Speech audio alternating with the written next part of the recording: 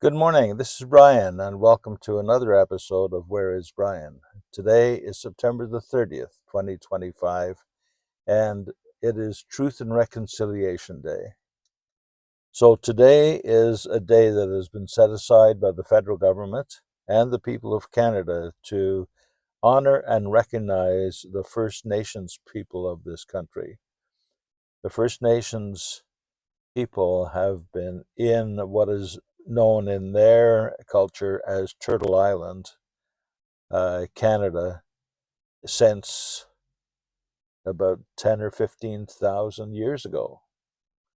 And when Canada was formed as a nation in 1867, it began a dark time for the Indigenous population, starting with our first Prime Minister, Sir John A. Macdonald. He and his government cronies decided that the First Nations people, the Indigenous people, were heathens and ignorant and savages. And they decided that they were going to teach, starting with the children, the methods of the world. And they started up residential schools, which were run by the Catholic Church and the United Church of Canada. And people who were assigned the task of Indian agent went around from community to community and snatched the children away from their families and moved them, in some cases, hundreds of kilometers or miles away from their homes to be in residential schools. And these schools were designed to stamp or beat the Indian out of the Indian. The children were not allowed to dress in their native fashions or follow any of their cultural procedures or even speak their language. And this went on for many, many years. I think that the last residential school was officially closed in the 1960s, which is unbelievable. And this is our fifth Truth and Reconciliation Day.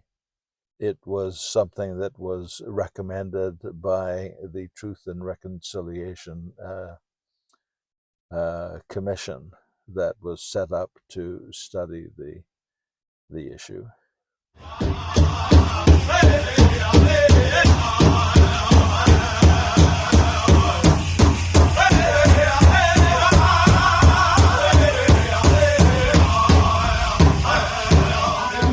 Thank you for joining us today. Before we do anything, we are going to open with a prayer first, and our Elder Alan Knockwood is going to do this for us. Right. You know, it's now Knockwood. Holy. Great Spirit. Together again on Mother Earth. Brought us here with safety, and with the urge to know about truth and reconciliation. The healing comes straight from you, we know that. And flows through us. Each and every one of you here is a part of that prayer and a part of that reconciliation. Can't be done without you. Great Spirit, thank you again for bringing us together. You brought us here safely, and I ask that you let us go home safe as well. So don't go back. All our relations. Love you. You will notice a lot of people wearing orange shirts, and this is a symbol to recognize and honor the survivors and those who did not make it back from the residential schools.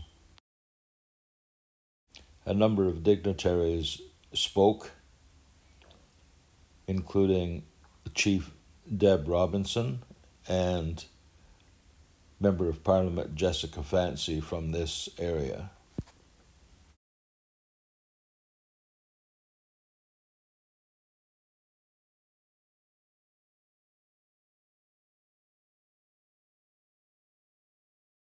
A number of people were invited to come up and share their stories of how the actions in the residential schools and the years spent in the residential schools caused intergenerational trauma within their families. After that, there was a ceremonial entrance, which we were asked not to film, and then it was followed by demonstrations of various dances and intertribal dancing and drumming.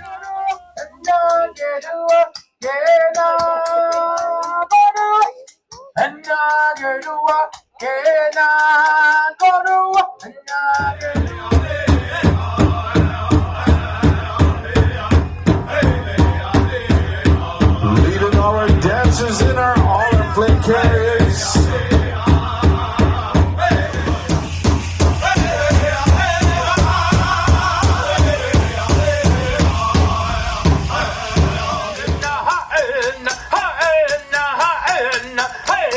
If you like what you see on my videos and would like to travel along with me on my journeys, please be sure to like this video and subscribe to my channel.